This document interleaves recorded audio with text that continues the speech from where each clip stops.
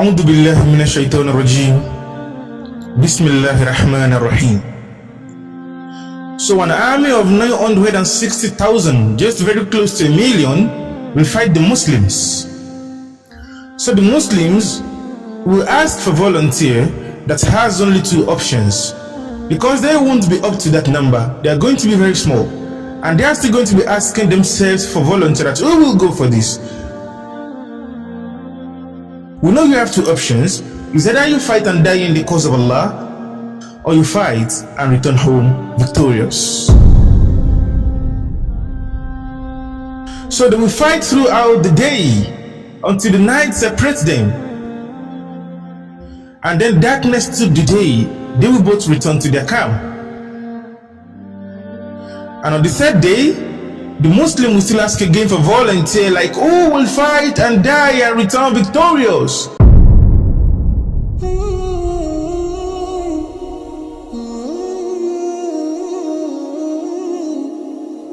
So they will fight and fight throughout the day until the night separates them, and then they will go back to their camp, and they will not yet be victorious.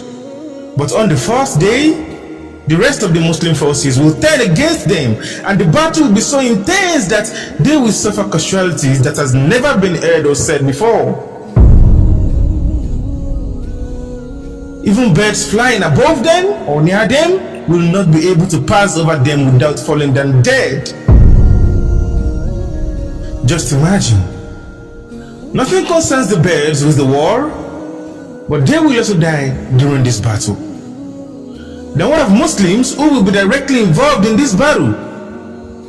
And that is why the ulama said, it is better for the last hour not to meet you on earth, because it will be a hell of a world by then.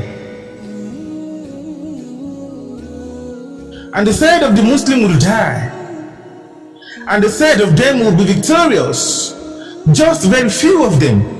And they will be there on the battlefield collecting the remnants and the booties of war. And the hadith says, from one tribe of the Muslim army, 99 people have died and only 1 person remains. Just imagine the disaster. So what joy will that remaining person will have in collecting booty? What happiness will he have in this victory to be collecting the spoils of war? But Alhamdulillah, they won at last, and they will be busy collecting the booty of war, and suddenly a voice will come.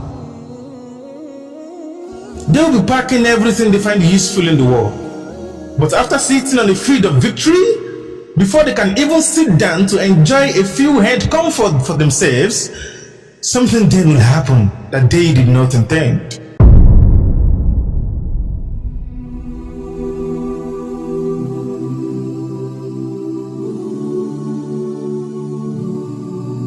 And what will happen? As they are now victorious and collecting the things on the battlefield, a voice or someone will call out to them saying, go back to your home and families, for a Dajjal has appeared. Subhanallah.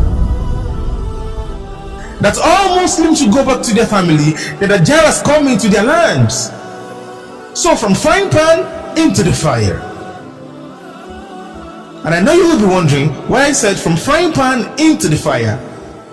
You could be thinking, what could be possibly terrifying than fighting an army very close to 1 million?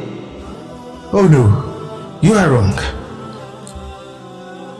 Dajjal will be more terrifying than that.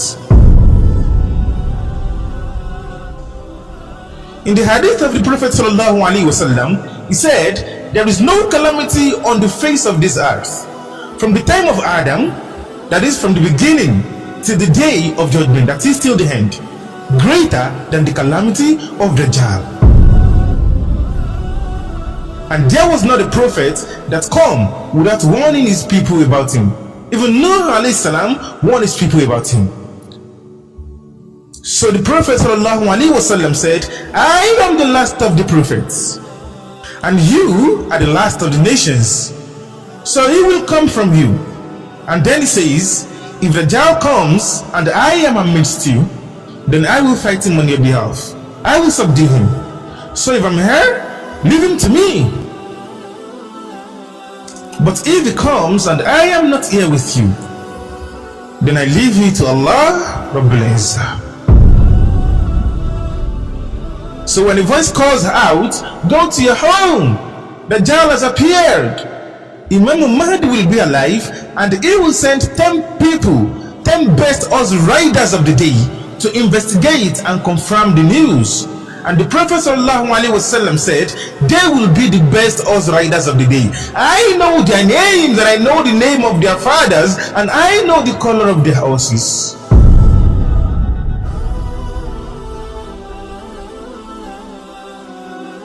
So the Mahdi will be alive during the time of Dajjal, and he will be in charge of the entire affairs of the Ummah, and he shall be fighting and battling the forces of Dajjal, fully knowing that he will never defeat them. And that is very depressing. You know, he knows he cannot kill him, because the Hadith said Isa bin Maryam is the one that will kill Dajjal. He is the one to deal the final blow. But what can they do? They have to defend themselves.